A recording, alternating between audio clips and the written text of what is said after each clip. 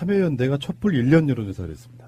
적폐청산에 대해서 불법 행위를 처벌하는 것은 당연하다 이렇게 나온 응답이 67%예요. 67% 정도면 제가 항상 드리는 말씀이죠. 67%면 정확하게 67.5%인데 여론조사로서의 의미가 없다. 네, 압도적이다. 압도적이다. 예. 정치 보복이라고 말한 사람들이 25.7%밖에 안 돼요. 4분의 1 정도만 그렇게 생각하고요.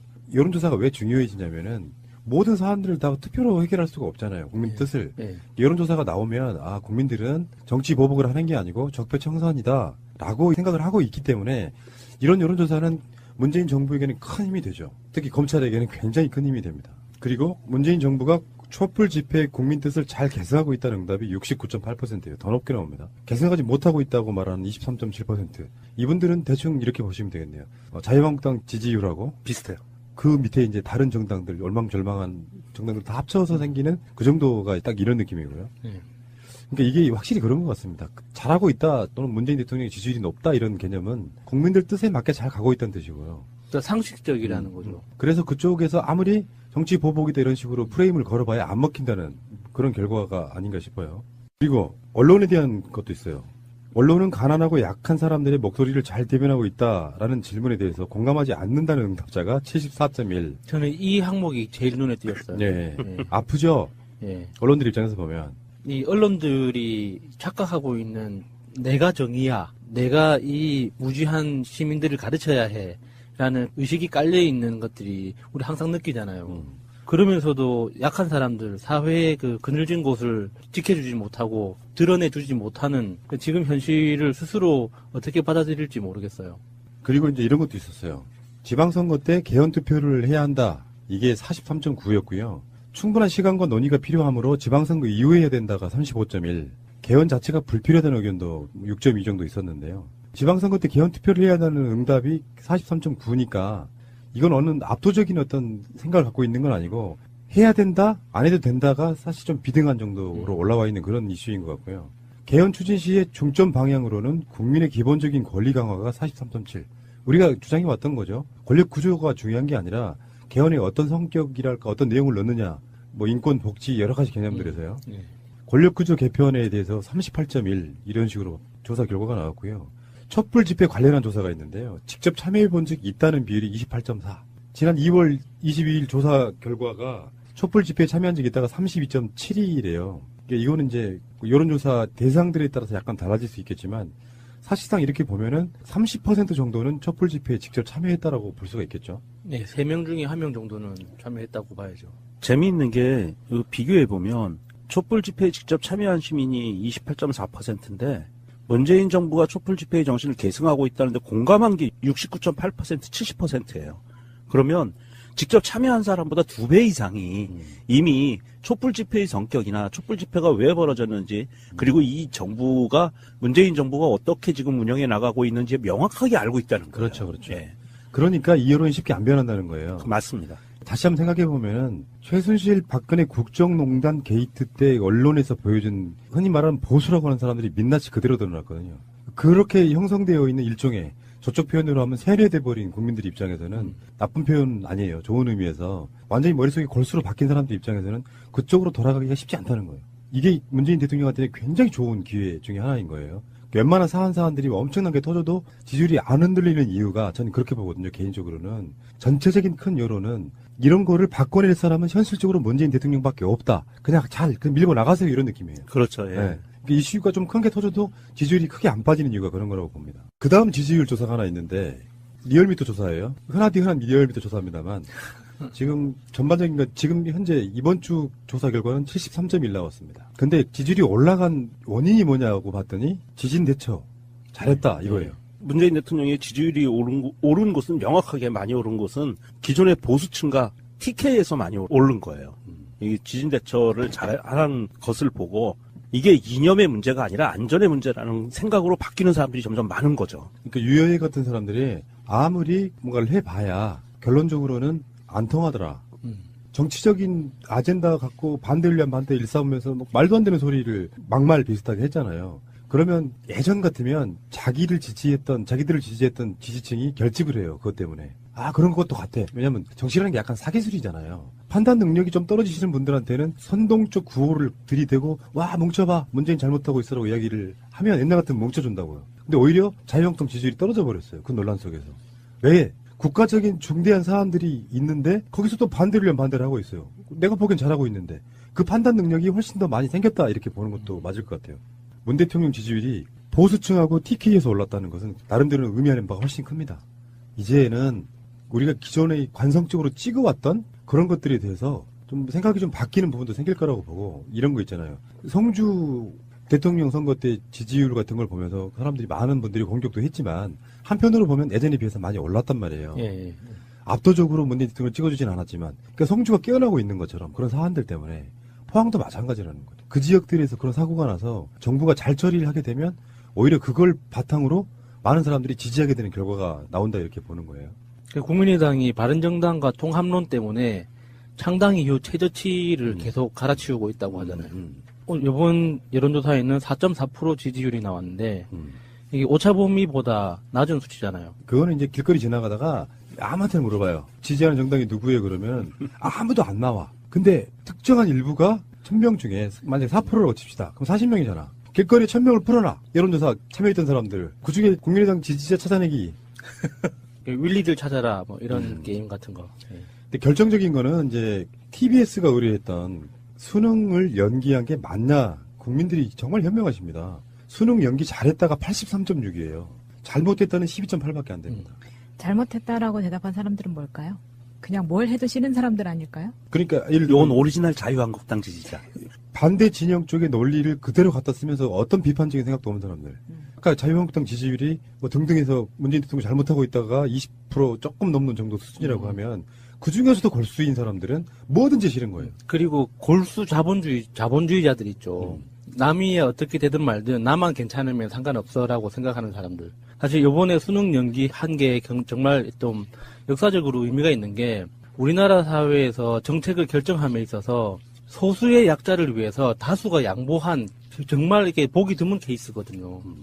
그래서 이번에 수능 연기 정책 자체를 받아들인 이 고3 수험생들과 다른 응시자들도 정말 대단한 분들이에요. 그러니까 문재인 대통령한테 여러 가지 과학적으로 설명할 수 없는 기회가 오는 건 이런 부분이라고 생각해요. 지금 이 여론조사에는 지역과 연령, 지지정당, 이념 성향층에서도 압도적으로 높거나 대다수로 나타났다. 자유한국당을 지지하는 사람 입장에서도 수능 연기 잘했다고 생각하는 거예요.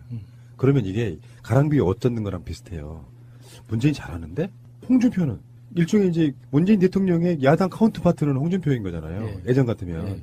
생각해보면 특수활동비 갖다가 만들어주고 거짓말하고 그러면서 자꾸 가랑비에 옷 젖다 보면 이게 지방선거가 아니라 다음 총선 대선까지도 점점 좀 몰락해가는 과정 속에 돕고 있다고 하는 말은 그런 이야기예요. 상대 비교를 해서 보여줄 수 있는 기회들이 자꾸 생긴다는 거야. 진정성 때문에 저는 그렇게 간다고 보거든요. 정파적인 느낌이 아니고 진정성 때문에. 예. 그 진정성들이 조금씩 알려지기 시작하면 그래도 민주세력이 괜찮네. 그러면 어느 순간에 가면 자유한국당 같은 불의의 소멸로 점점 갈 거라고 보는 거죠. 지진 직후에 수능을 연기한 것은 이런 부분으로 봐야겠죠. 사실은 수능 연기라는 건 보통 우리가 아직까지 한 번도 생각해 본 적이 없는 조치예요. 처음에는 이게 뭐지? 진영을 떠나가지고 수능 연기한 게 맞나? 우리나라에서 수능이라는 건 정말 올림픽만큼 중요한 이벤트였잖아요. 비행기 입착륙 시간도 조절할 만큼 엄청난 이벤트였는데 그걸 과감한 결단으로 연기를 하고 나니까 별거 아닌 거잖아요, 사실은. 그러니까 수능 당일날, 연기된 수능 당일날도 여진이 있었다고 그러는데 예. 문제는 이런 거죠. 이제 국민들 입장에서 보면 국가가 국민의 안전에 대해서 굉장히 소중하게 생각하는구나. 예. 그러니까 뭐 조중동의 프레임은 그거였잖아요. 교과서, 참고서 다 버렸는데 어쩌라는 말이냐. 어그로를 위한 어그로. 어떤 가치가 더 소중한지를 모르는 상태에서 어떤 그 수험생들 자체의 공정함도 필요했고 생각지도 못한 아젠다가 툭 튀어나왔는데 이걸 내가 감정적으로 반대할 것이냐 말 것이냐를 결정하는 어떤 뇌가 있을 거 아니에요. 근데 굉장히 이런 부분들에 대해서 생각지도 못한 아젠다 속에 국가가 국민을 케어하고 있다가 저는 느껴졌다고 보거든요. 예. 그러면 이제 이런 지지도는 향후에 문재인 대통령 지금도 그렇게 나타났죠. 문재인 대통령 지지율이 지진 이후에 수능 대처를 보고 올랐다고 이야기하는 건 조금씩이라도 마음이 변하고 있다는 뜻이거든요. 우리가 보통 사람들의 상식적 판단이 크게 잘못된 게 아니라는 거죠. 네. 그게 정부가 보여주고 있는 거니까 그동안은 너무 전문가적 입장에서 어려운 이야기를 해가면서 시민들의 생각과 다른 게 전문적이라는 어떤 그런 암묵적인 억압이 있었거든요. 근데 지금은 그게 아니라 너무나 당연하고 상식적인 게 옳은 생각이라는 거를 정부가 보여주고 있어서 마음에 들어요. 대통령이 내가 찍진 않았지만 잘하네. 꽤 잘하네. 오, 정말 잘하네. 어느 날 갑자기 여론조사입니다. 문재인 대통령은 잘하고 있습니까? 네. 지지하는 정당은요, 처음에는 없음으로 바뀌어요. 자유한국당 지지하였으니까. 그러다가 다음 여론조사가 오면은, 더불어민주당 괜찮은데, 뭐 이런 정도로 바뀌는 거예요. 지금 사실은 더불어민주당의 지지율은 더불어민주당이 잘하는 친구도 있어요. 다른 정당보다. 그렇지만 문재인 대통령이 계속 끌어가고 있는. 지금은 이제 문재인 대통령에게 더불어민주당이 약간 빚진 느낌. 정당 지지율로 나타나잖아요. 50%하고 70에서 80. 요 갭. 결국에는 그렇게 따라가야 되는 건 맞기는 맞는 것 같은데. 문재인 대통령이 보여주고 있는 정치 잘함. 지진 대처 효과도 있었지만 사드 문제 해결. 중국하고의 관계. 예, 그 관계가 완전 풀리는. 예. 뭐 문재인 패싱 행원에 공격해댔지만 트럼프가 와서 문재인 대통령을 막 길을 살려주려고 노력하는 모습 보이는. 그러니까 지금 중국에서 사업하시는 분들 이렇게 소식을 보면 정말 놀라워요. 중국이란 나라도 놀랍더라고요. 이게 시진핑하고 문재인 대통령하고 악수하고 화해를 했다. 평화무드가 만들어졌다라는 소식만 가지고도 금방 바뀌는 분위기, 이 소비 분위기도 급변경되는 이런 분위기가 중국이라는 나라가 덩치가 크기 때문에 뭐 변화가 느릴 거라고 생각할 수도 있는데 진짜 빠른 것 같아요. 정부 사라 그러면 그게 맞다 생각하는 CCTV나 이런 데서 나오는 발표가 거의 대부분의 어떤 판단을 좌우해버리는 그런 부분들이라고 생각해요. 이론조사를 전반적으로 보면은 빠질 때가 됐는데 요거 생각도 바꿔야 돼요. 패러다임을. 그렇죠. 잘하고 있으면 올라가면 되는 거지. 그러니까 홍종학 중소벤처기업부 장관을 임명해도 야당에서는 막, 그 장제원의 논평은 뭐 어떤 식이었냐면요. 홍종학 씨라고 말해요. 전원이라고 부를 거라고. 장관이라고 안 부를 거라고. 그렇게 논란이 됐지만 지지율 안 빠지잖아요. 지금 현재 보수 야당들, 이런 사람들의 패러다임이 바뀌지 않는 한 이게 역전되거나 그럴 가능성은 전혀 없어 보여요. 이게 자유한국당 의원들이 지금의 이 지지율을 보면서 왜 민주당 지지율이 안 빠지지? 이렇게 궁금해 할까요? 안 그러면 이게 뭐 조작이다. 이럴 리가 없다. 이런 식으로 의심을 할까요? 홍준표의 얼마 전에 워딩 그거였잖아. 수문표, 샤이, 전체적인 분위기에 휩쓸려 가서 제대로 말 못한다. 그래서 여의도 연구소가 조사를 해봤더니 우리 당 지지율이 25%인가 나왔다. 뭐 이런 식이었단 말이에요. 별 의미도 없는 높아도 지지율이긴 좋겠다. 하지. 25%. 근데 그렇긴 한데 안철수의 생각과 홍준표의 생각과 유승민의 생각은 같을 거라고 생각해요. 그런 관점에서 보면 분위기에 휩쓸려가는 밴드웨건 효과. 그 밴드웨건 효과 속에서 지금 본인들은 언더독 효과를 노리는 거지만 안 올라가고 있는 게 태도의 문제라니까요. 정권이 출범한 지 얼마 안 돼서 컨벤션 효과가 꽤 오래가긴 하지만 언젠가 하면 무너진다 생각하고 여론조사는 지금 왜곡돼 있다고 생각하고 실제로 숨은 우리 지지자는 많다고 생각하죠. 사실 정치인들은 그렇게 생각해야 돼요. 정신 승리라도 해야지. 그렇게 안 하면 살기 힘드니까. 못 견디면 아마 자기들 공약대로 그냥 빠져 죽거나 장을 지지거나 뭐 이럴걸요. 그런 생각을 분명히 갖고 있는 건 맞는 것 같은데 실제로 왜 지지율이 안 오르는지를 모르는 거예요. 다시 안철수 대표나 홍준표 대표에게 제가 충고 드릴게요. 잘하는 건 잘한다고 해요, 제발. 그게 당신들의 면이 빠지는 게 아니야. 국민과 공감대를 같이 맞춰가면서 같이 보조를 맞추다가 그래서 국민들한테 그 적대감을 좀 누그러뜨린 뒤에 조금 잘못하고 있는 게 있으면 비판을 해. 그때는 그 국민들이 그걸 받아들여주며 잘하는 것들이 많을 때는 조금 잘못하는 거에 대한 비판 능력이 좀 떨어져요, 국민들은. 잘하는 건 잘한다고 해주다가 못하는 것들이 자꾸 나오면 비판을 계속 하다 보면 언젠가는 가랑비 옷이 졌겠죠. 그렇게 해서 정권을 쫓아가는 거지 처음부터 비판을 시작해가지고 잘한다는 이야기는 거의 안 하는 상태가 되면 이 사람들 말을 믿지 않게 된다는 거예요. 지금 홍준표한테 팁 주시는 거예요? 강경화 외교부 장관하고 중국의 왕이 중국 외교부장. 우리나라로 따지면 외교부 장관급에 해당되는 인물이에요. 네. 호칭이 달라서 그렇지. 이 사람의 두 분이 12월 중순에 국빈 방문 추진을 합의했다. 이거 좀 표현이 애매한데 이렇게 보시면 되겠어요. 국빈 방문을 하는 것은 확정 지어놓고 날짜만 잡는 걸 나봤다. 이렇게 보는 게 더 정확한 표현이에요. 그렇죠. 스케줄 조정은이죠.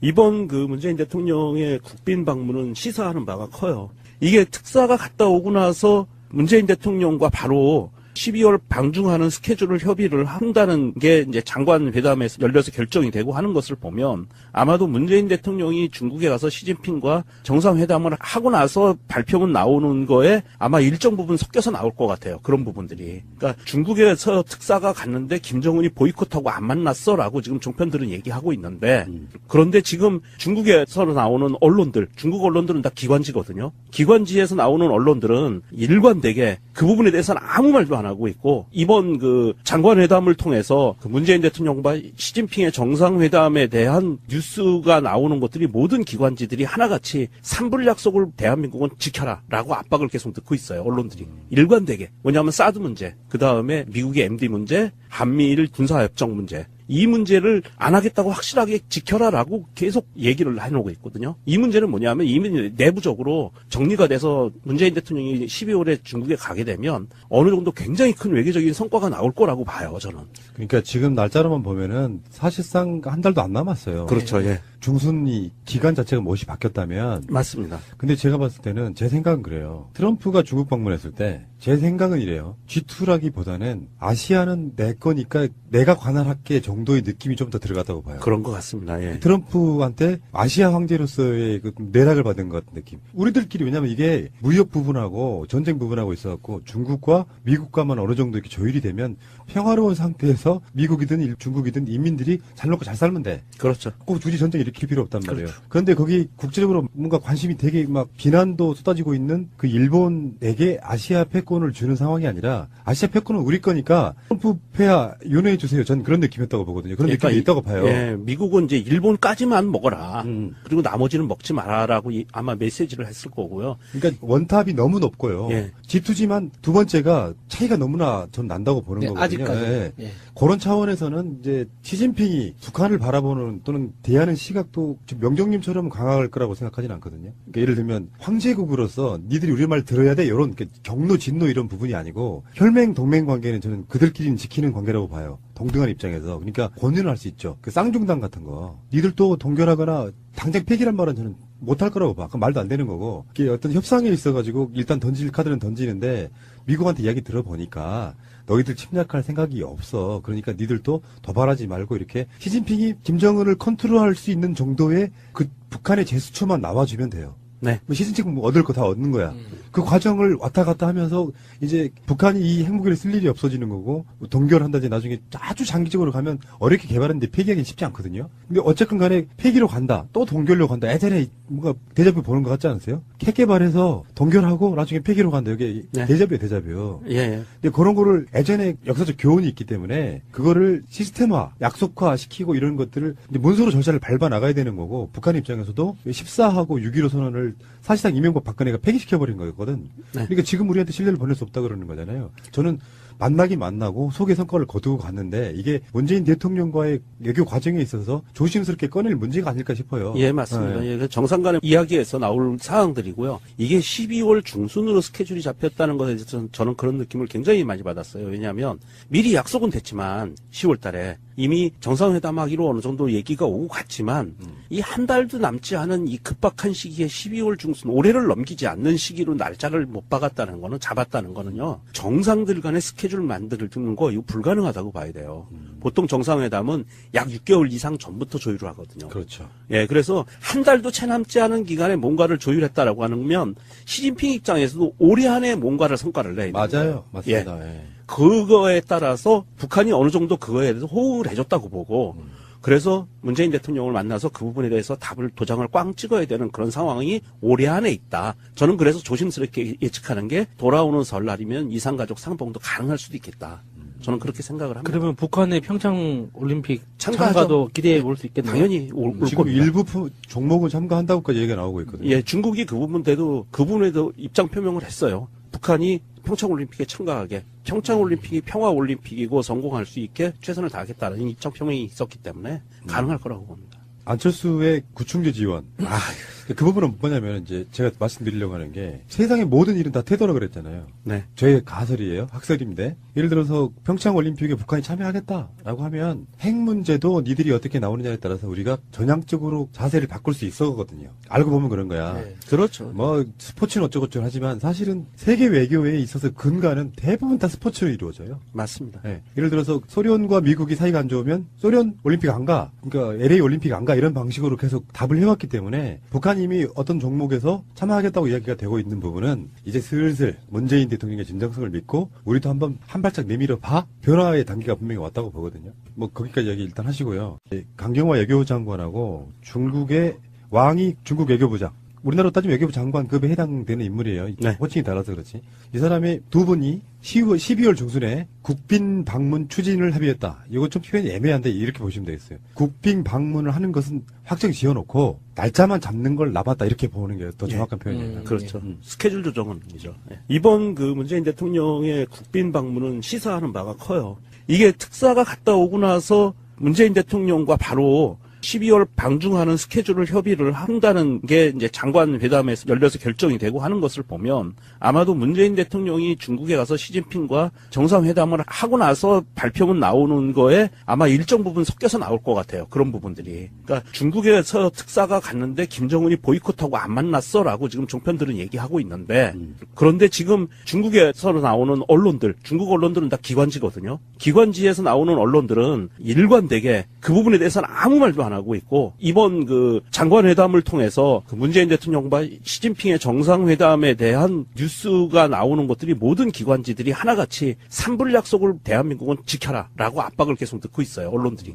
일관되게. 뭐냐면 사드 문제, 그 다음에 미국의 MD 문제, 한미일 군사협정 문제. 이 문제를 안 하겠다고 확실하게 지켜라라고 계속 얘기를 해놓고 있거든요. 이 문제는 뭐냐면 이미 내부적으로 정리가 돼서 문재인 대통령이 12월에 중국에 가게 되면 어느 정도 굉장히 큰 외교적인 성과가 나올 거라고 봐요, 저는.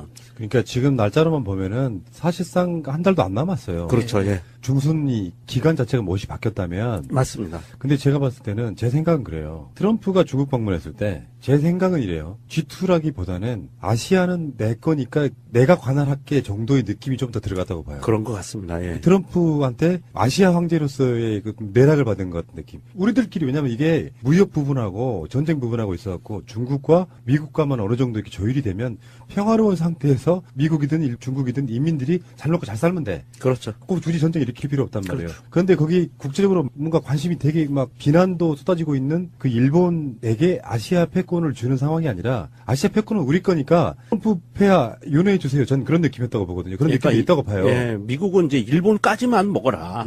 그리고 나머지는 먹지 마라라고 아마 메시지를 했을 거고요. 그러니까 원탑이 너무 높고요. 예. G2지만 두 번째가 차이가 너무나 전 난다고 보는 네, 거거든요. 아직까지. 예. 예. 그런 차원에서는 이제 시진핑이 북한을 바라보는 또는 대하는 시각도 좀 명정님처럼 강할 거라고 생각하지는 않거든요. 그러니까 예를 들면 황제국으로서 니들이 우리 말 들어야 돼 이런 경로 진노 이런 부분이 아니고 혈맹 동맹 관계는 저는 그들끼리는 지키는 관계라고 봐요. 동등한 입장에서. 그러니까 권유는 할 수 있죠. 그 쌍중당 같은 거. 니들도 동결하거나 당장 폐기란 말은 저는 못할 거라고 봐. 그 말도 안 되는 거고. 이게 어떤 협상에 있어가지고 일단 던질 카드는 던지는데 미국한테 이야기 들어보니까 너희들 침략할 생각이 없어. 그러니까 니들도 도발하지 말고 이렇게 시진핑이 김정은을 컨트롤할 수 있는 정도의 그 북한의 제스처만 나와주면 돼요. 네. 시진핑 뭐 얻을 거 다 얻는 거야.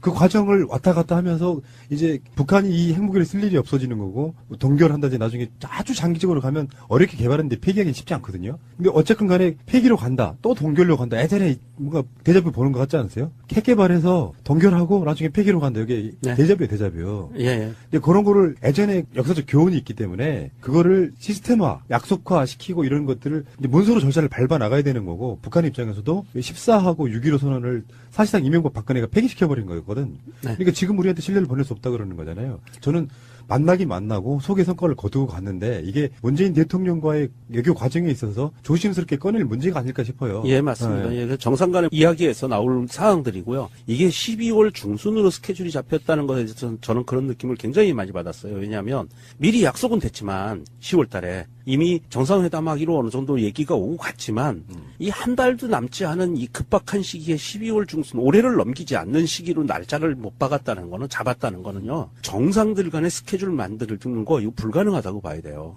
보통 정상회담은 약 6개월 이상 전부터 조율을 하거든요. 그렇죠. 예, 그래서 한 달도 채 남지 않은 기간에 뭔가를 조율했다라고 하면 시진핑 입장에서도 올해 안에 뭔가를 성과를 내야 돼요. 맞아요. 맞습니다. 예. 그거에 따라서 북한이 어느 정도 그거에 대해서 호응을 해줬다고 보고 그래서 문재인 대통령을 만나서 그 부분에 대해서 답을 도장을 꽝 찍어야 되는 그런 상황이 올해 안에 있다. 저는 그래서 조심스럽게 예측하는 게 돌아오는 설날이면 이산가족 상봉도 가능할 수도 있겠다. 저는 그렇게 생각을 합니다. 그러면 북한의 평창 올림픽 참가하죠. 참가도 기대해 볼 수 있겠네요. 당연히 올 지금 겁니다. 일부 종목은 참가한다고까지 얘기가 나오고 있거든요. 예, 중국이 그 부분에도 입장 표명을 했어요. 북한이 평창올림픽에 참가하게, 평창올림픽이 평화올림픽이고 성공할 수 있게 최선을 다하겠다는 입장 표명이 있었기 때문에 가능할 거라고 봅니다. 안철수의 구충제 지원. 그 부분은 뭐냐면 이제 제가 말씀드리려고 하는 게 세상의 모든 일은 다 태도라 그랬잖아요. 네. 저의 가설이에요. 학설인데 예를 들어서 평창 올림픽에 북한이 참여하겠다라고 하면 핵 문제도 니들이 어떻게 나오느냐에 따라서 우리가 전향적으로 자세를 바꿀 수 있었거든요. 알고 보면 그런 거야. 네. 그렇죠. 뭐 스포츠는 어쩌고저쩌고 하지만 사실은 세계 외교에 있어서 근간은 대부분 다 스포츠로 이루어져요. 맞습니다. 네. 예를 들어서 소련과 미국이 사이가 안 좋으면 소련 올림픽 안 가. 그러니까 LA 올림픽 안 가. 이런 방식으로 계속 답을 해왔기 때문에 북한이 이미 어떤 종목에서 참여하겠다고 이야기가 되고 있는 부분은 이제 슬슬 문재인 대통령의 진정성을 믿고 우리도 한번 한 발짝 내밀어 봐. 변화의 단계가 분명히 왔다고. 최순실이 24일에 법정에서 난동을 부려가지고 재판이 중단이 됐어요. 네, 그렇습니다. 처음 법정에 들어오기 전부터 변호인한테 부탁해서 막 약을 좀 먹고 가야겠다. 네. 이러면서 뭐 이렇게 약을 또 먹고 뭐 갑자기 법정에서 있다가 갑자기 뭐 책상을 쾅쾅 두드리고 나 여기서 뭐 억울해서 못 살겠어. 빨리 사형시켜줘라고 광광 울었다는. 네. 예, 사형은 맞아요. 제가 봤을 때 형량은 사형 정도로 가야 되는 게 맞는데. 실제로 때릴 수 있는 건 무기징역밖에 안 되기 때문에. 그렇죠. 네. 예, 그리고 그렇게 곱게 안 죽이죠, 우리가. 그럼요. 예. 그랬더니 기사 반응을 보니까 좀 재밌더라고요. 나열해 놓은 게 있었어요. 최순실 날 사형시켜줘라 이렇게 돼 있고 네. 바로 옆에 네티즌 뭐 유병 장수하기 이렇게 돼 있는 거예요. 너무 재밌더라고요. 이게 법정 모욕죄가 아닌가 막 생각을 했는데 음.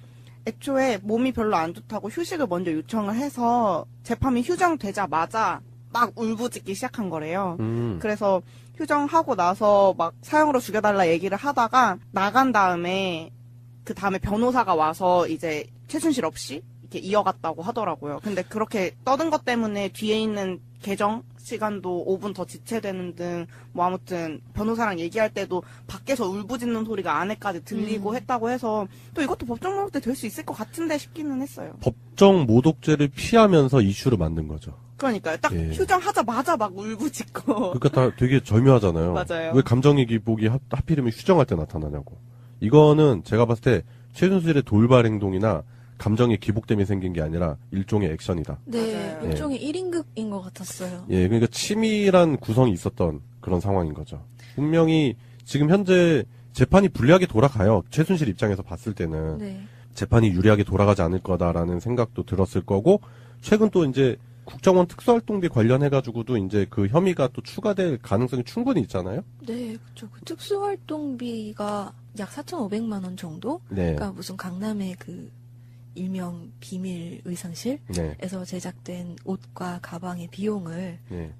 처리하는 데 쓰였다. 뭐 이런 얘기도 있고요. 예. 그렇기 때문에 자꾸 이런 식으로 재판을 방해하는 거죠. 질질 끌어보고 싶고, 이런 모습을 보였기 때문에 이제 다음 재판에서는 건강상의 문제로 분명히 불출석하지 않을까. 그런 생각도 들어요. 박근혜도 보이콧하고 최순실도 보이콧하고 아주 쌍으로 걸석 재판인가요? 그걸? 네. 걸석 재판을.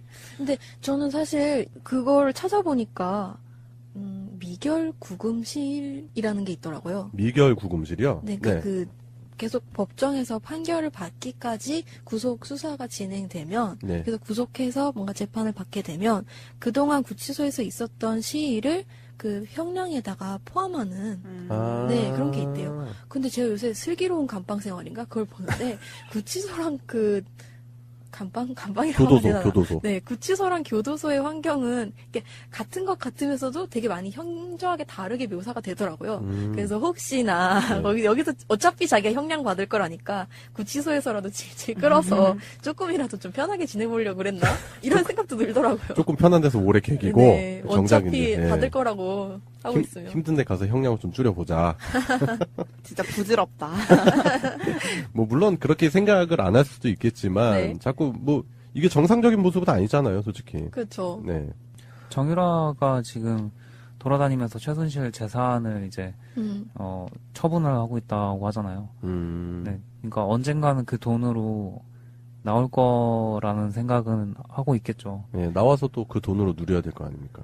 그렇죠. 그렇기 때문에 최순실 같은 사람들이 만들어 놓은 불법 재산들 있죠. 그런 재산들을 환수하는 법안이 필요하다고 생각합니다, 저는. 반드시. 최순실 씨가 이렇게 막 상체를 막 크게 흔들면서 상체를 크게 흔들었대요? 예, 막 책상에다 이렇게 상체를 막 부딪혀가면서 막 하체는 안 뭐 흔들었지. 크게 울었다. 하체는 근데 왜 휠체어 타고 나갔지? 뭐 하체는 그 멀쩡한데. 그럼 휠체어에다가 상체를 휠체어에다 박아놓고 이렇게 밀고 나간다. 다리는 이렇게 공중에 떠있고. 괜찮은데, 그거. 그렇게 묘사를 했는데 그게 네. 제가 봤던 영상 중에 이제 미국에서 청소년 범죄자 중에 네. 살인 저질렀는데 자기가 죄를 받게 될지 모르는 듯한 표정으로 앉아있다가 선고로 갑자기 무기징역을 딱 받으니까 갑자기 울기 시작하는 그 아이랑 굉장히 비슷했어요. 예, 그래요.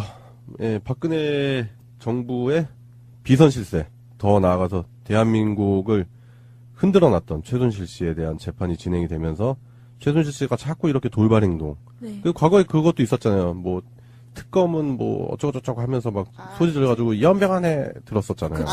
예, 우리 촛불 전국에서 한 1년 전쯤이네요, 딱 기억이 나는데. 우리 애들, 우리 손자까지 이렇게 하는 것은 이러다가 끌려갔잖아요. 예, 그러고 나서 바로 연병 안에. 맞아요. 연병 안에 삼창, 연병 삼창. 오랜만에 들어보고 싶네요.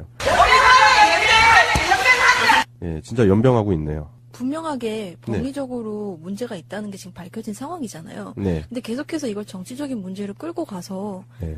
이게 계속 문제다. 나 지금 정치적으로 보복받고 있고 피해당하고 있다라고 프레임을 밖으로 끌고 가는 것 자체가 사실은 최순실한테 전 좀 불리하게 작용할 거라고 생각이 들어요. 네. 사실 박근혜 대통령 박근혜 뭐라고 한 거야 지금? 박근혜가 이제 크게 실수할 뻔했어. 그러니까요. 어휴, 이거는 송병구한테 우병우라고 하는 것보다 더 큰 실수야? 오늘 실수 많이 하네. 네. 박근혜한테 이제 변호인단이 사임을 하겠다고 했었잖아요. 그때 네. 당시에도 뭔가 구속영장을 다시 발부해서 구속을 연장하는 것 자체가 뭐 이거는 받아들일 수 없다라면서 또 한 번 법리적인 문제를 가지고 정치적으로도 바깥으로 빼버리려고 한 거잖아요. 네. 그러다 결국에는 국선 변호사 5명이 선임이 됐고 지금 이제 다 거의 검토가 완료가 됐다 이러고 되어 있는데 사실 돌아가는 전국을 보면은 그런 시도들 자체가 그렇게 유리하게 작용할 것 같진 않아요. 네, 이번 영국도 그냥 힘만 뺐지 않았나? 이런 생각도 들고요. 근데 저는 한편으로 또 연관지어서 생각해 볼 수 있는 게 최경환 얘기를 한번 해보고 싶어요. 그러니까 최경환이 그 자유한국당에서 자기가 재판에 불출석하겠다. 재판을 받을 수 없다. 도와달라. 뭐 이런 식으로 호소를 했고 그거에 화답하듯이 정우택이 특수활동비 관련돼서는 우리가 수사를 받을 거면 뭐 과거 노무현 정부, 김대중 정부도 같이 특검으로 수사를 하지 않으면 우리도 받을 수 없다. 이런 식으로 입장 표명을 한 거죠. 그러니까 최순실도 최근에 혐의가 추가될 게 결국엔 특수활동비 관련한 거잖아요. 그렇죠. 최경환도 특수활동비가 걸려 있는 거죠. 근데 특수활동비 파다 보면 그러니까 자유한국당 내에도 자유롭지 못한 사람들이 분명히 있을 거란 말이에요. 그렇기 때문에 지금 이게 총체적으로 특수활동비에 관련된 수사에 대해서 전면적으로 우리가 모르는 그 커넥션들을 통해서 연합전선을 이루고 반격하려고 하는 그런 모습을 취하는 것 같아요. 그러네요. 근데 왜 노무현 정부, 김대중 정부만 언급하고 이명박 정부는 패싱하는 걸까요? 그리고 노무현 정부, 김대중 정부 때 관련된 거는 이미 다 그런 정황이 없고 다 사실 무근이다라는 게 이미 다 거의 다 소명이 돼 있습니다. 그런데 자꾸 이렇게 물타기를 하는 거죠, 이 사람들. 예, 그래요. 최순실이 단순히 그냥 자신의 감정의 기복에 의해서 법정에서 난동을 부렸을 거라는 생각은 전혀 안 합니다. 분명히 여기에는 분명히 계산된 꼼수가 있을 거라는 생각이 들었고요.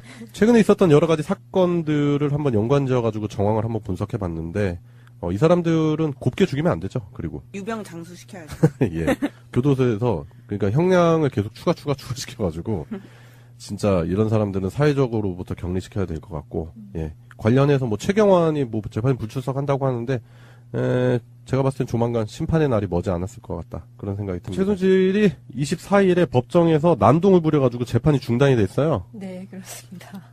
처음 법정에 들어오기 전부터 변호인한테 부탁해서 막 약을 좀 먹고 가야겠다. 네. 이러면서 뭐 이렇게 약을 또 먹고 갑자기 법정에서 있다가 갑자기 뭐 책상을 쾅쾅 두드리고 나 여기서 뭐 억울해서 못 살겠어. 빨리 사형시켜줘라고 관광 울었다는. 네. 예, 사형은 맞아요. 제가 봤을 때 형량은 사형 정도로 가야 되는 게 맞는데. 실제로 때릴 수 있는 건 무기징역밖에 안 되기 때문에. 그렇죠. 네. 예, 그리고 그렇게 곱게 안 죽이죠, 우리가. 그럼요. 네. 그랬더니 기사 반응을 보니까 좀 재밌더라고요. 나열해 놓은 게 있었어요. 최순실 날 사형시켜 줘라 이렇게 돼 있고 네. 바로 옆에 네티즌 뭐 유병 장수하길 막 이렇게 돼 있는 거예요. 너무 재밌더라고요. 이게 법정 모욕죄가 아닌가 막 생각을 했는데 애초에 몸이 별로 안 좋다고 휴식을 먼저 요청을 해서 재판이 휴정되자마자 막 울부짖기 시작한 거래요. 그래서 휴정하고 나서 막 사형으로 죽여달라 얘기를 하다가 나간 다음에 그 다음에 변호사가 와서 이제 최순실 없이 이렇게 이어갔다고 하더라고요. 근데 그렇게 떠든 것 때문에 뒤에 있는 개정 시간도 5분 더 지체되는 등 뭐 아무튼 변호사랑 얘기할 때도 밖에서 울부짖는 소리가 안에까지 들리고 했다고 해서 또 이것도 법정 모독죄 될 수 있을 것 같은데 싶기는 했어요. 법정 모독죄를 피하면서 이슈를 만든 거죠. 그러니까요. 딱 예. 휴정하자마자 막 울부짖고. 그러니까 다 되게 절묘하잖아요. 맞아요. 왜 감정의 기복이 하필이면 휴정할 때 나타나냐고. 이거는 제가 봤을 때 최순실의 돌발 행동이나 감정의 기복 때문에 생긴 게 아니라 일종의 액션이다. 네, 맞아요. 일종의 1인극인 것 같았어요. 예, 그러니까 치밀한 구성이 있었던 그런 상황인 거죠. 분명히 지금 현재 재판이 불리하게 돌아가요. 최순실 입장에서 봤을 때는 네. 재판이 유리하게 돌아가지 않을 거다라는 생각도 들었을 거고, 최근 또 이제 국정원 특수활동비 관련해가지고도 이제 그 혐의가 또 추가될 가능성이 충분히 있잖아요. 네, 그렇죠. 그 특수활동비가 약 4,500만 원 정도? 네. 그러니까 무슨 강남의 그 일명 비밀 의상실에서 네. 제작된 옷과 가방의 비용을 네. 처리하는 데 쓰였다. 뭐 이런 얘기도 있고요. 예. 그렇기 때문에 자꾸 이런 식으로 재판을 방해하는 거죠. 질질 끌어보고 싶고, 이런 모습을 보였기 때문에 이제 다음 재판에서는 건강상의 문제로 분명히 불출석하지 않을까. 그런 생각도 들어요. 박근혜도 보이콧하고 최순실도 보이콧하고 아주 쌍으로 걸석 재판인가요? 그걸? 네. 걸석 재판을.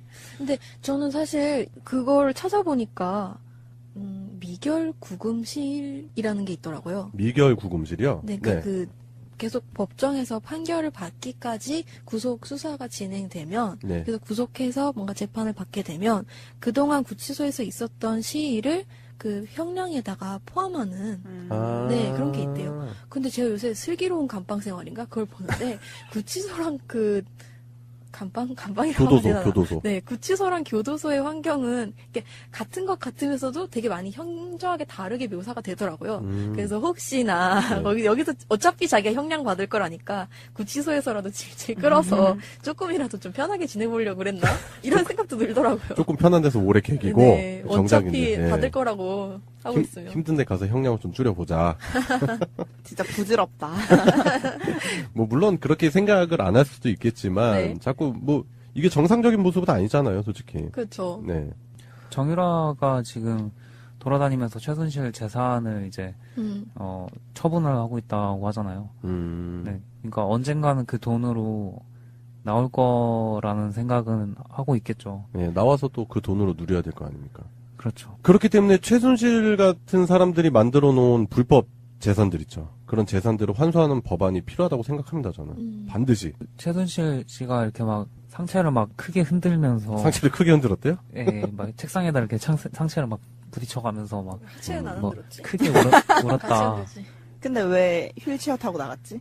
뭐 그 하체는 그 멀쩡한데. 그럼 휠체어에다가 상체를 휠체어에다 박아놓고 이렇게 밀고 나간다.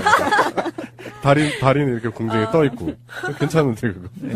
그렇게 묘사를 했는데 그게 네. 제가 봤던 영상 중에 이제 미국에서 청소년 범죄자 중에 네. 살인 저질렀는데 자기가 죄를 받게 될지 모르는 듯한 표정으로 앉아있다가 네. 선고로 갑자기 무기징역을 딱 받으니까 갑자기 울기 시작하는 그 아이랑 굉장히 비슷했어요.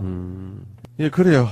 예, 박근혜 정부의 비선 실세, 더 나아가서 대한민국을 흔들어 놨던 최순실 씨에 대한 재판이 진행이 되면서 최순실 씨가 자꾸 이렇게 돌발 행동. 네. 그 과거에 그것도 있었잖아요. 뭐 특검은 뭐 어쩌고저쩌고 하면서 막 소리 질러가지고 연병 안에 들었었잖아요. 아. 예, 우리 촛불 전국에서 한 1년 전쯤이네요, 딱. 기억이 나는데. 우리 애들, 우리 손자까지 이렇게 하는 것은 이러다가 끌려갔잖아요. 네. 그러고 나서 바로 연병 안에. 맞아요. 연병 안에 삼창, 연병 삼창. 오랜만에 들어보고 싶네요. 예, 진짜 연병하고 있네요. 분명하게 법리적으로 문제가 있다는 게 지금 밝혀진 상황이잖아요. 네. 근데 계속해서 이걸 정치적인 문제로 끌고 가서 네.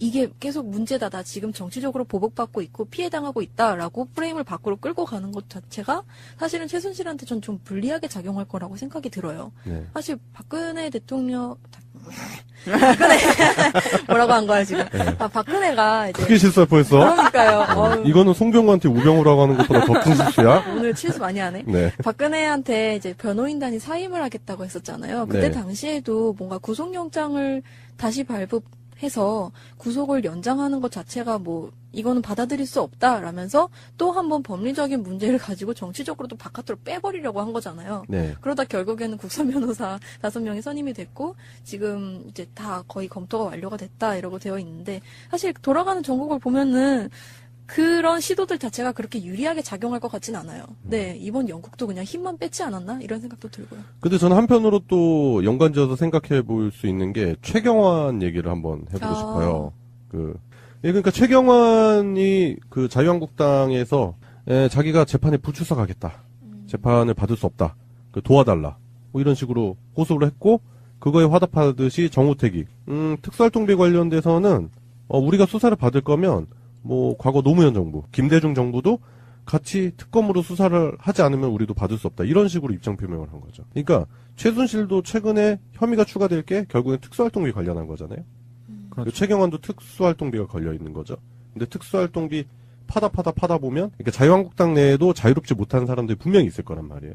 그렇기 때문에 지금 이게 총체적으로 특수활동비에 관련된 수사에 대해서 전면적으로 우리가 모르는 그 커넥션들을 통해서 연합전선을 이루고 반격하려고 하는 그런 모습을 취하는 것 같아요. 그러네요. 근데 왜 노무현 정부, 김대중 정부만 언급하고 이명박 정부는 패싱하는 걸까요?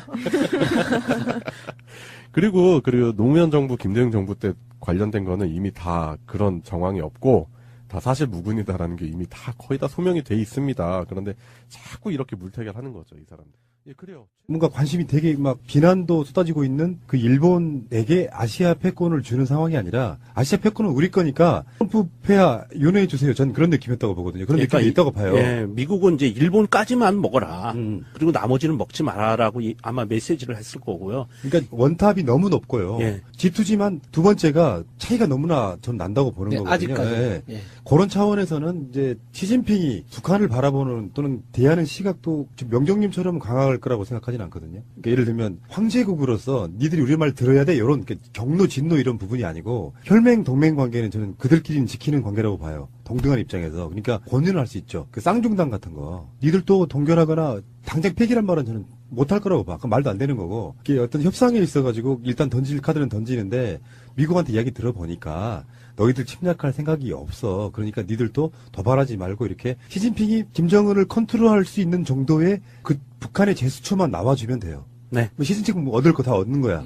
그 과정을 왔다 갔다 하면서 이제 북한이 이 핵무기를 쓸 일이 없어지는 거고 뭐 동결한다든지 나중에 아주 장기적으로 가면 어렵게 개발했는데 폐기하기는 쉽지 않거든요. 근데 어쨌든 간에 폐기로 간다. 또 동결로 간다. 예전에 뭔가 데자뷰 보는 것 같지 않으세요? 핵 개발해서 동결하고 나중에 폐기로 간다. 이게 네. 데자뷰야 데자뷰. 예. 근데 그런 거를 예전에 역사적 교훈이 있기 때문에 그거를 시스템화, 약속화 시키고 이런 것들을 이제 문서로 절차를 밟아 나가야 되는 거고 북한 입장에서도 14하고 6.15 선언을 사실상 이명박 박근혜가 폐기시켜버린 거였거든. 네. 그러니까 지금 우리한테 신뢰를 보낼 수 없다 그러는 거잖아요. 저는 만나긴 만나고 속의 성과를 거두고 갔는데 이게 문재인 대통령과의 외교 과정에 있어서 조심스럽게 꺼낼 문제가 아닐까 싶어요. 예, 맞습니다. 네. 예, 정상 간의 이야기에서 나올 사항들이고요. 이게 12월 중순으로 스케줄이 잡혔다는 것에 대해서 저는 그런 느낌을 굉장히 많이 받았어요. 왜냐하면 미리 약속은 됐지만 10월 달에 이미 정상회담하기로 어느 정도 얘기가 오고 갔지만 이 한 달도 남지 않은 이 급박한 시기에 12월 중순 올해를 넘기지 않는 시기로 날짜를 못 박았다는 거는 잡았다는 거는요. 정상들 간의 스케줄 만드는 거 이거 불가능하다고 봐야 돼요.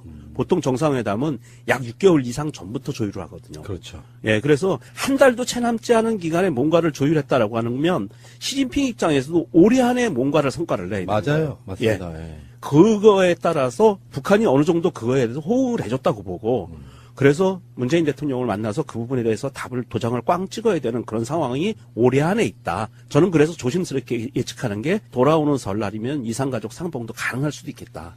저는 그렇게 생각을 합니다. 그러면 북한의 평창 올림픽 참가하죠. 참가도 기대해 볼 수 있겠네요. 당연히 올 지금 겁니다. 일부 종목은 참가한다고까지 얘기가 나오고 있거든요. 예, 중국이 그 부분에도 입장 표명을 했어요. 북한이 평창올림픽에 참가하게, 평창올림픽이 평화올림픽이고 성공할 수 있게 최선을 다하겠다는 입장 표명이 있었기 때문에 가능할 거라고 봅니다. 안철수의 구충제 지원.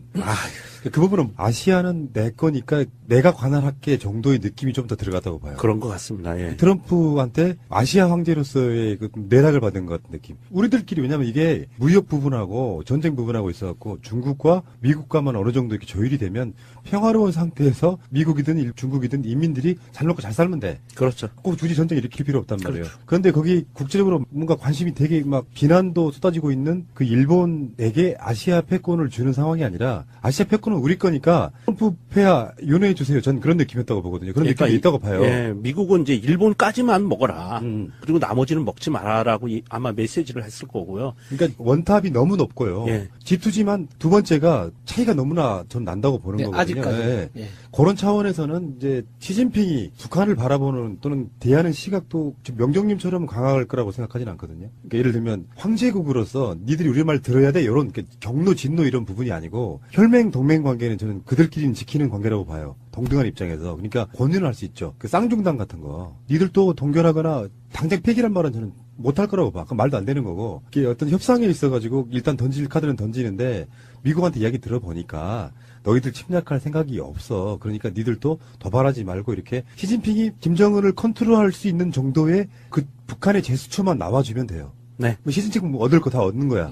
그 과정을 왔다 갔다 하면서 이제 북한이 이 핵무기를 쓸 일이 없어지는 거고 뭐 동결한다든지 나중에 아주 장기적으로 가면 어렵게 개발했는데 폐기하기는 쉽지 않거든요. 근데 어쨌건 간에 폐기로 간다. 또 동결로 간다. 예전에 뭔가 데자뷰 보는 것 같지 않으세요? 핵 개발해서 동결하고 나중에 폐기로 간다. 이게 네. 데자뷰야 데자뷰. 예. 근데 그런 거를 예전에 역사적 교훈이 있기 때문에 그거를 시스템화, 약속화 시키고 이런 것들을 이제 문서로 절차를 밟아 나가야 되는 거고 북한 입장에서도 14하고 6.15 선언을 사실상 이명박 박근혜가 폐기시켜버린 거였거든. 네. 그러니까 지금 우리한테 신뢰를 보낼 수 없다 그러는 거잖아요. 저는 만나긴 만나고 속의 성과를 거두고 갔는데 이게 문재인 대통령과의 외교 과정에 있어서 조심스럽게 꺼낼 문제가 아닐까 싶어요. 예, 맞습니다. 네. 예, 정상 간의 이야기에서 나올 사항들이고요. 이게 12월 중순으로 스케줄이 잡혔다는 것에 대해서 저는 그런 느낌을 굉장히 많이 받았어요. 왜냐하면 미리 약속은 됐지만 10월 달에 이미 정상회담하기로 어느 정도 얘기가 오고 갔지만 이 한 달도 남지 않은 이 급박한 시기에 12월 중순 올해를 넘기지 않는 시기로 날짜를 못 박았다는 거는 잡았다는 거는요. 정상들 간의 스케줄 만드는 거 이거 불가능하다고 봐야 돼요.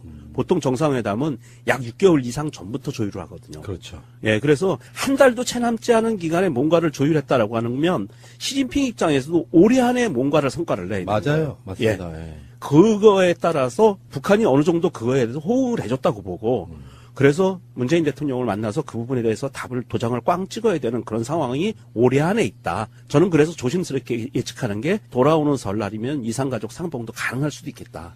건들을 한번 연관지어가지고 정황을 한번 분석해봤는데 이 사람들은 곱게 죽이면 안 되죠. 그리고 유병 장수 시켜야죠. 예, 교도소에서 그러니까 형량을 계속 추가시켜가지고 진짜 이런 사람들은 사회적으로부터 격리시켜야 될 것 같고 예. 관련해서 뭐 최경환이 뭐 재판 불출석한다고 하는데 제가 봤을 땐 조만간 심판의 날이 머지 않았을 것 같다 그런 생각이 듭니다. 최순실이 24일에 법정에서 난동을 부려가지고 재판이 중단이 됐어요. 네, 그렇습니다.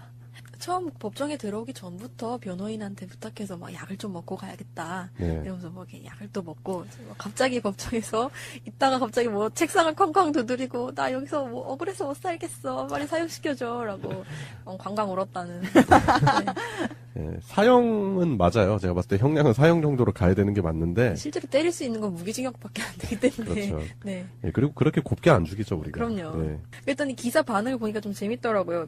나열해 놓은 게 있었어요. 최순실 날 사형시켜 줘라 이렇게 돼 있고 네. 바로 옆에 네티즌 뭐 유병 장수하기 이렇게 돼 있는 거예요. 너무 재밌더라고요. 이게 법정 모욕죄가 아닌가 막 생각을 했는데 애초에 몸이 별로 안 좋다고 휴식을 먼저 요청을 해서 재판이 휴정되자마자 막 울부짖기 시작한 거래요. 그래서 휴정하고 나서 막 사형으로 죽여달라 얘기를 하다가 나간 다음에 그 다음에 변호사가 와서 이제 최순실 없이 이렇게 이어갔다고 하더라고요. 근데 그렇게 떠든 것 때문에 뒤에 있는 개정 시간도 5분 더 지체되는 등 뭐 아무튼 변호사랑 얘기할 때도 밖에서 울부짖는 소리가 안에까지 들리고 했다고 해서 또 이것도 법정 모독죄 될 수 있을 것 같은데 싶기는 했어요. 법정 모독죄를 피하면서 이슈를 만든 거죠. 그러니까요. 딱 예. 휴정하자마자 막 울부짖고. 그러니까 다 되게 절묘하잖아요. 맞아요. 왜 감정의 기복이 하필이면 휴정할 때 나타나냐고. 이거는 제가 봤을 때 최순실의 돌발 행동이나 감정의 기복 때문에 생긴 게 아니라 일종의 액션이다. 네, 맞아요. 일종의 1인극인 것 같았어요. 예, 그러니까 치밀한 구성이 있었던 그런 상황인 거죠. 분명히 지금 현재 재판이 불리하게 돌아가요. 최순실 입장에서 봤을 때는 네. 재판이 유리하게 돌아가지 않을 거다라는 생각도 들었을 거고, 최근 또 이제 국정원 특수활동비 관련해가지고도 이제 그 혐의가 또 추가될 가능성이 충분히 있잖아요. 네, 그렇죠. 그 특수활동비가 약 4,500만 원 정도? 네. 그러니까 무슨 강남의 그 일명 비밀 의상실에서 네. 제작된 옷과 가방의 비용을 네. 처리하는 데 쓰였다. 뭐 이런 얘기도 있고요. 예. 그렇기 때문에 자꾸 이런 식으로 재판을 방해하는 거죠. 질질 끌어보고 싶고, 이런 모습을 보였기 때문에 이제 다음 재판에서는 건강상의 문제로 분명히 불출석하지 않을까. 그런 생각도 들어요. 박근혜도 보이콧하고 최순실도 보이콧하고 아주 쌍으로 골석 재판인가요? 그걸? 네. 골석 재판을. 근데 저는 사실 그걸 찾아보니까 하게 67.5%인데 여론조사로서의 의미가 없다. 네, 압도적이다. 압도적이다. 예. 정치 보복이라고 말한 사람들이 25.7%밖에 안 돼요. 4분의 1 정도만 그렇게 생각하고요. 여론조사가 왜 중요해지냐면은 모든 사안들을 다 투표로 해결할 수가 없잖아요. 국민 뜻을. 네. 여론조사가 나오면 아 국민들은 정치 보복을 하는 게 아니고 적폐청산이다 라고 생각을 하고 있기 때문에 이런 여론조사는 문재인 정부에게는 큰 힘이 되죠. 특히 검찰에게는 굉장히 큰 힘이 됩니다. 그리고 문재인 정부가 촛불 집회 국민 뜻을 잘 계승하고 있다는 응답이 69.8%예요. 더 높게 나옵니다. 계승하지 못하고 있다고 말하는 23.7%. 이분들은 대충 이렇게 보시면 되겠네요. 자유한국당 지지율하고 비슷해요. 그 밑에 이제 다른 정당들, 얼망절망한 정당들 다 합쳐서 생기는 그 정도가 딱 이런 느낌이고요. 그러니까 이게 확실히 그런 것 같습니다. 잘하고 있다 또는 문재인 대통령의 지지율이 높다 이런 개념은 국민들 뜻에 맞게 잘 가고 있다는 뜻이고요. 그러니까 상식적이라는 거죠. 그래서 그쪽에서 아무리 정치 보복이다 이런 식으로 프레임을 걸어봐야 안 먹힌다는 그런 결과가 아닌가 싶어요. 그리고 언론에 대한 것도 있어요. 언론은 가난하고 약한 사람들의 목소리를 잘 대변하고 있다라는 질문에 대해서 공감하지 않는다는 응답자가 74.1. 저는 이 항목이 제일 눈에 띄었어요. 네. 네. 아프죠? 예. 언론들 입장에서 보면. 이 언론들이 착각하고 있는 내가 정의야, 내가 이 무지한 시민들을 가르쳐야 해 라는 의식이 깔려 있는 것들이 우리 항상 느끼잖아요. 그러면서도 약한 사람들, 사회의 그 그늘진 곳을 지켜주지 못하고 드러내주지 못하는 지금 현실을 스스로 어떻게 받아들일지 모르겠어요. 그리고 이제 이런 것도 있었어요. 지방선거 때 개헌 투표를 해야 한다. 이게 43.9였고요. 충분한 시간과 논의가 필요하므로 지방선거 이후에 해야 된다가 35.1.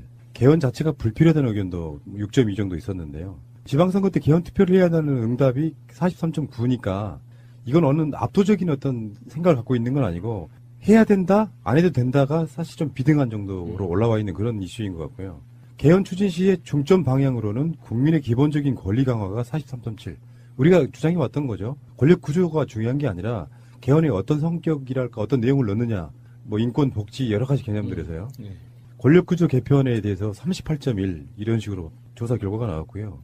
촛불 집회 관련한 조사가 있는데요. 직접 참여해 본 적이 있다는 비율이 28.4.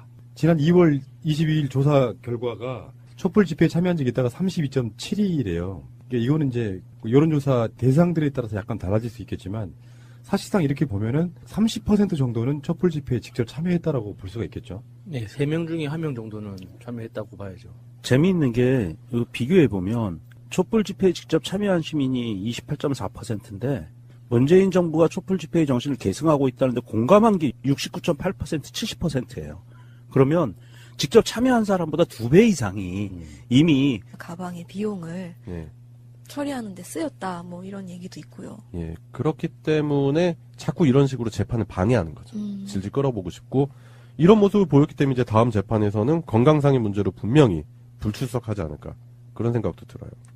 박근혜도 보이콧하고 최순실도 보이콧하고 아주 쌍으로 골석 재판인가요? 그걸? 네. 골석 재판을. 근데 저는 사실 그걸 찾아보니까 미결 구금실이라는 게 있더라고요. 미결 구금실이요? 네, 그 계속 법정에서 판결을 받기까지 구속 수사가 진행되면 네. 그래서 구속해서 뭔가 재판을 받게 되면 그동안 구치소에서 있었던 시일을 그 형량에다가 포함하는 네, 그런 게 있대요. 근데 제가 요새 슬기로운 감방 생활인가 그걸 보는데 구치소랑 그 감방이라고 하면 교도소. 네, 구치소랑 교도소의 환경은 이렇게 같은 것 같으면서도 되게 많이 현저하게 다르게 묘사가 되더라고요. 그래서 혹시나 여기서 어차피 자기가 형량 받을 거라니까 구치소에서라도 질질 끌어서 조금이라도 좀 편하게 지내보려고 그랬나? 이런 생각도 들더라고요. 조금 편한 데서 오래 개기고 네, 정작인데. 어차피 받을 거라고 하고 있어요. 힘든 데 가서 형량을 좀 줄여보자. 진짜 부질없다. 뭐 물론 그렇게 생각을 안 할 수도 있겠지만 네. 자꾸 뭐 이게 정상적인 모습은 아니잖아요, 솔직히. 그렇죠. 네. 정유라가 지금 돌아다니면서 최순실 재산을 이제 처분을 하고 있다고 하잖아요. 네. 그러니까 언젠가는 그 돈으로 나올 거라는 생각은 하고 있겠죠. 네, 나와서 또 그 돈으로 누려야 될 거 아닙니까?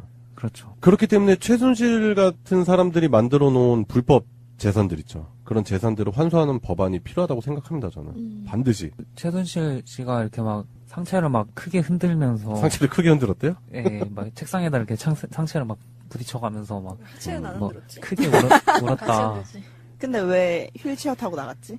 뭐 하체는 그 멀쩡한데. 그럼 휠체어에다가 상체를 휠체어에다 박아놓고 이렇게 밀고 나간다. 다리는 이렇게 공중에 떠있고. 괜찮은데, 그거. 그렇게 묘사를 했는데 그게 제가 봤던 영상 중에 이제 미국에서 청소년 범죄자 중에 네. 살인 저질렀는데 자기가 죄를 받게 될지 모르는 듯한 표정으로 앉아있다가 선고로 갑자기 무기징역을 딱 받으니까 갑자기 울기 시작하는 그 아이랑 굉장히 비슷했어요. 예, 그래요. 예, 박근혜 정부의 비선 실세, 더 나아가서 대한민국을 흔들어놨던 최순실 씨에 대한 재판이 진행이 되면서 최순실 씨가 자꾸 이렇게 돌발 행동. 네. 그 과거에 그것도 있었잖아요. 뭐 특검은 뭐 어쩌고저쩌고 하면서 막 소리 질러가지고 연병 안에 들었었잖아요. 예, 우리 촛불 전국에서 한 1년 전쯤이네요, 딱 기억이 나는데. 우리 애들, 우리 손자까지 이렇게 하는 것은 이러다가 끌려갔잖아요. 네. 많은 분들이 공격도 했지만 한편으로 보면 예전에 비해서 많이 올랐단 말이에요. 예. 압도적으로 문재인 대통령을 찍어주진 않았지만 그러니까 성주가 깨어나고 있는 것처럼 그런 사안들 때문에 포항도 마찬가지라는 거죠. 그 지역들에서 그런 사고가 나서 정부가 잘 처리를 하게 되면 오히려 그걸 바탕으로 많은 사람들이 지지하게 되는 결과가 나온다 이렇게 보는 거예요. 국민의당이 바른정당과 통합론 때문에 창당 이후 최저치를 계속 갈아치우고 있다고 하잖아요. 이번 여론조사에는 4.4% 지지율이 나왔는데 이게 오차범위보다 낮은 수치잖아요. 그거는 이제 길거리 지나가다가 아무한테나 물어봐요. 지지하는 정당이 누구예요? 그러면 아무도 안 나와. 근데 특정한 일부가 1000명 중에 만약에 4%라고 칩시다. 그럼 40명이잖아. 길거리에 1000명을 풀어놔. 여론조사 참여했던 사람들. 그중에 국민의당 지지자 찾아내기. 윌리들 찾아라 뭐 이런 게임 같은 거. 예. 근데 결정적인 거는 이제 TBS가 의뢰했던 수능을 연기한 게 맞냐. 국민들이 정말 현명하십니다. 수능 연기 잘했다가 83.6이에요. 잘못했다는 12.8밖에 안 됩니다. 잘못했다라고 대답한 사람들은 뭘까요? 그냥 뭘 해도 싫은 사람들 아닐까요? 그러니까 예를 이건 들면 오리지널 자유한국당 지지자. 반대 진영 쪽의 논리를 그대로 갖다 쓰면서 어떤 비판적인 생각도 없는 사람들. 그러니까 자유한국당 지지율이 뭐 등등해서 문재인 대통령이 잘못하고 있다가 20% 조금 넘는 정도 수준이라고 하면 그 중에서도 골수인 사람들은 뭐든지 싫은 거예요. 그리고 골수 자본주의자들 있죠. 남이 어떻게 되든 말든 나만 괜찮으면 상관없어라고 생각하는 사람들. 사실 이번에 수능 연기한 게 정말 좀 역사적으로 의미가 있는 게 우리나라 사회에서 정책을 결정함에 있어서 소수의 약자를 위해서 다수가 양보한 정말 이렇게 보기 드문 케이스거든요. 그래서 이번에 수능 연기 정책 자체를 받아들인 이 고3 수험생들과 다른 응시자들도 정말 대단한 분들이에요. 그러니까 문재인 대통령한테 여러 가지 과학적으로 설명할 수 없는 기회가 오는 건 이런 부분이라고 생각해요. 지금 이 여론조사에는 지역과 연령, 지지 정당, 이념 성향층에서도 압도적으로 높거나 대다수로 나타났다. 자유한국당을 지지하는 사람 입장에서도 수능 연기 잘했다고 생각하는 거예요. 그러면 이게 가랑비에 옷 젖는 거랑 비슷해요. 문재인 잘하는데 홍준표는 일종의 이제 문재인 대통령의 야당 카운트파트는 홍준표인 거잖아요. 네. 예전 같으면. 네. 생각해보면 특수활동비 갖다가 만들어주고 거짓말하고 그러면서 자꾸 가랑비 오쳤다 보면 이게 지방선거가 아니라 다음 총선 대선까지도 점점 좀 몰락해가는 과정 속에 돕고 있다고 하는 말은 그런 이야기예요. 상대 비교를 해서 보여줄 수 있는 기회들이 자꾸 생긴다는 거야. 진정성 때문에 저는 그렇게 간다고 보거든요. 정파적인 느낌이 아니고 진정성 때문에. 예. 그 진정성들이 조금씩 알려지기 시작하면 그래도 민주세력이 괜찮네. 그러면 어느 순간에 가면 자유한국당 같은 불의의 소멸로 점점 갈 거라고 보는 거죠. 지진 직후에 수능을 연기한 것은 이런 부분으로 봐야겠죠. 사실은 수능 연기라는 건 보통 우리가 아직까지 한 번도 생각해 본 적이 없는 조치예요. 예. 처음에는 이게 그런 결과가 아닌가 싶어요. 그리고 언론에 대한 것도 있어요. 언론은 가난하고 약한 사람들의 목소리를 잘 대변하고 있다라는 질문에 대해서 공감하지 않는다는 응답자가 74.1. 저는 이 항목이 제일 눈에 띄었어요. 네. 예. 아프죠? 예. 언론들 입장에서 보면. 이 언론들이 착각하고 있는 내가 정의야, 내가 이 무지한 시민들을 가르쳐야 해 라는 의식이 깔려 있는 것들이 우리 항상 느끼잖아요. 그러면서도 약한 사람들, 사회의 그 그늘진 곳을 지켜주지 못하고 드러내주지 못하는 지금 현실을 스스로 어떻게 받아들일지 모르겠어요. 그리고 이제 이런 것도 있었어요. 지방선거 때 개헌 투표를 해야 한다. 이게 43.9였고요. 충분한 시간과 논의가 필요하므로 지방선거 이후에 해야 된다가 35.1. 개헌 자체가 불필요하다는 의견도 6.2 정도 있었는데요. 지방선거 때 개헌 투표를 해야 한다는 응답이 43.9니까 이건 어느 압도적인 어떤 생각을 갖고 있는 건 아니고 해야 된다, 안 해도 된다가 사실 좀 비등한 정도로 올라와 있는 그런 이슈인 것 같고요. 개헌 추진 시의 중점 방향으로는 국민의 기본적인 권리 강화가 43.7. 우리가 주장해왔던 거죠. 권력 구조가 중요한 게 아니라 개헌의 어떤 성격이랄까 어떤 내용을 넣느냐, 뭐 인권, 복지 여러 가지 개념들에서요. 예. 권력구조 개편에 대해서 38.1 이런 식으로 조사 결과가 나왔고요. 촛불 집회 관련한 조사가 있는데요. 직접 참여해 본 적이 있다는 비율이 28.4. 지난 2월 22일 조사 결과가 촛불 집회에 참여한 적이 있다가 32.7이래요. 이거는 이제 여론조사 대상들에 따라서 약간 달라질 수 있겠지만 사실상 이렇게 보면은 30% 정도는 촛불 집회에 직접 참여했다라고 볼 수가 있겠죠. 네, 3명 중에 1명 정도는 참여했다고 봐야죠. 재미있는 게 비교해 보면 촛불 집회에 직접 참여한 시민이 28.4%인데 문재인 정부가 촛불 집회의 정신을 계승하고 있다는데 공감한 게 69.8%, 70%예요. 그러면 직접 참여한 사람보다 2배 이상이 이미 촛불 집회의 성격이나 촛불 집회가 왜 벌어졌는지 그리고 이 정부가 문재인 정부가 어떻게 지금 운영해 나가고 있는지 명확하게 알고 있다는 거예요. 그렇죠, 그렇죠. 예, 그러니까 이 여론이 쉽게 안 변한다는 거예요. 맞습니다. 다시 한번 생각해 보면은 최순실 박근혜 국정농단 게이트 때 언론에서 보여준 흔히 말하는 보수라고 하는 사람들이 민낯이 그대로 드러났거든요. 그렇게 형성되어 있는 일종의 저쪽 표현으로 하면 세뇌돼 버린 국민들 입장에서는 나쁜 표현 아니에요. 좋은 의미에서 완전히 머릿속이 골수로 바뀐 사람들 입장에서는 그쪽으로 돌아가기가 쉽지 않다는 거예요. 이게 문재인 대통령한테 굉장히 좋은 기회 중에 하나인 거예요.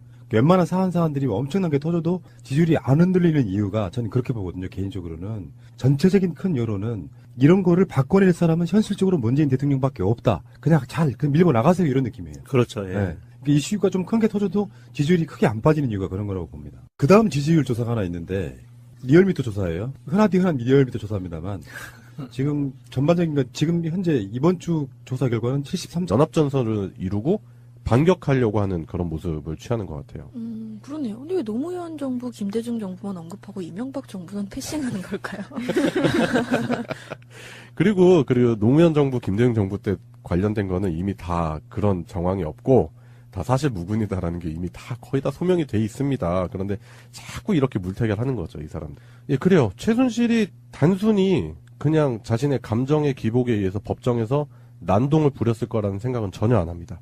분명히 여기에는 분명히 계산된 꼼수가 있을 거라는 생각이 들었고요. 최근에 있었던 여러 가지 사건들을 한번 연관지어가지고 정황을 한번 분석해 봤는데, 이 사람들은 곱게 죽이면 안 되죠, 그리고. 유병 장수시켜야죠. 예. 교도소에서, 그러니까 형량을 계속 추가시켜가지고, 진짜 이런 사람들은 사회적으로부터 격리시켜야 될 것 같고, 예. 관련해서 뭐 최경환이 뭐 재판 불출석한다고 하는데, 제가 봤을 땐 조만간 심판의 날이 머지 않았을 것 같다. 그런 생각이 듭니다. 최순실이 24일에 법정에서 난동을 부려가지고 재판이 중단이 됐어요. 네, 그렇습니다. 처음 법정에 들어오기 전부터 변호인한테 부탁해서 막 약을 좀 먹고 가야겠다. 네. 이러면서 뭐 이렇게 약을 또 먹고 갑자기 법정에서 있다가 갑자기 뭐 책상을 쾅쾅 두드리고 나 여기서 뭐 억울해서 못 살겠어. 빨리 사형시켜줘라고 관광 울었다는. 네. 예, 사형은 맞아요. 제가 봤을 때 형량은 사형 정도로 가야 되는 게 맞는데. 실제로 때릴 수 있는 건 무기징역밖에 안 되기 때문에. 그렇죠. 네. 예, 그리고 그렇게 곱게 안 죽이죠, 우리가. 그럼요. 네. 그랬더니 기사 반응을 보니까 좀 재밌더라고요. 나열해 놓은 게 있었어요. 최순실 날 사형시켜줘라 이렇게 돼 있고 네. 바로 옆에 네티즌 뭐 유병 장수하길 이렇게 돼 있는 거예요. 너무 재밌더라고요. 이게 법정 모욕죄가 아닌가 막 생각을 했는데 애초에 몸이 별로 안 좋다고 휴식을 먼저 요청을 해서 재판이 휴정되자마자 막 울부짖기 시작한 거래요.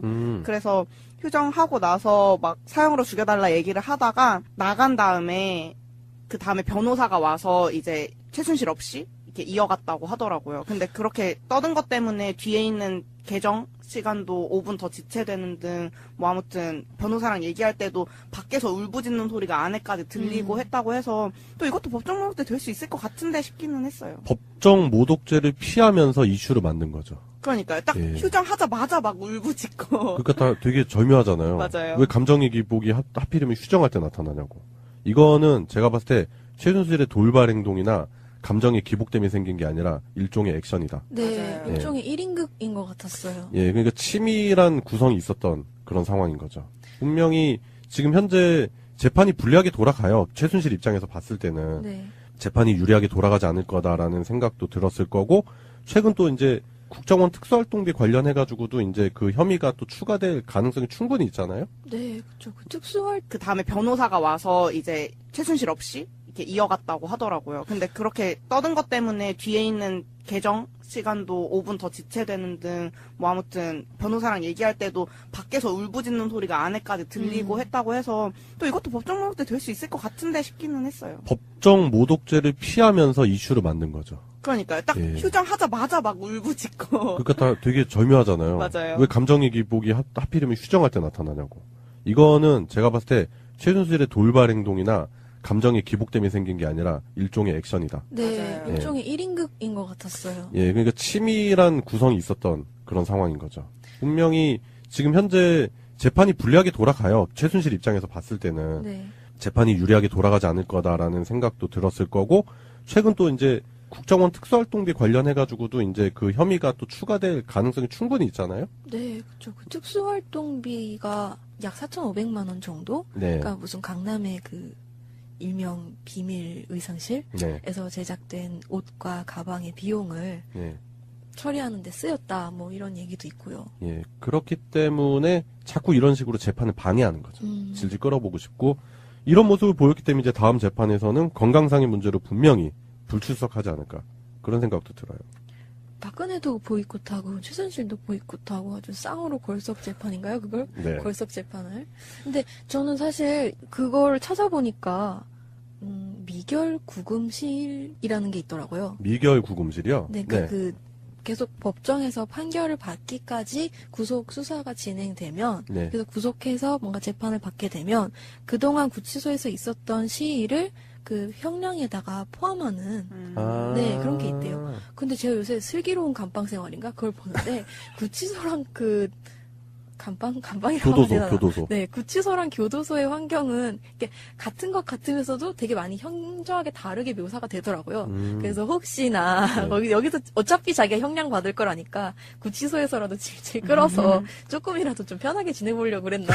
이런 생각도 들더라고요. 조금 편한 데서 오래 개기고, 네, 정작인데. 어차피 받을 거라고 하고 있어요. 힘든 데 가서 형량을 좀 줄여보자. 진짜 부질없다. 뭐, 물론 그렇게 생각을 안 할 수도 있겠지만, 네. 자꾸 뭐, 이게 정상적인 모습은 아니잖아요, 솔직히. 그렇죠. 네. 정유라가 지금 돌아다니면서 최순실 재산을 이제 처분을 하고 있다고 하잖아요. 네. 그러니까 언젠가는 그 돈으로 나올 거라는 생각은 하고 있겠죠. 네, 나와서 또 그 돈으로 누려야 될 거 아닙니까? 그렇죠. 그렇기 때문에 최순실 같은 사람들이 만들어 놓은 불법 재산들 있죠. 그런 재산들을 환수하는 법안이 필요하다고 생각합니다, 저는. 반드시. 최순실 씨가 이렇게 막 상체를 막 크게 흔들면서 상체를 크게 흔들었대요? 예,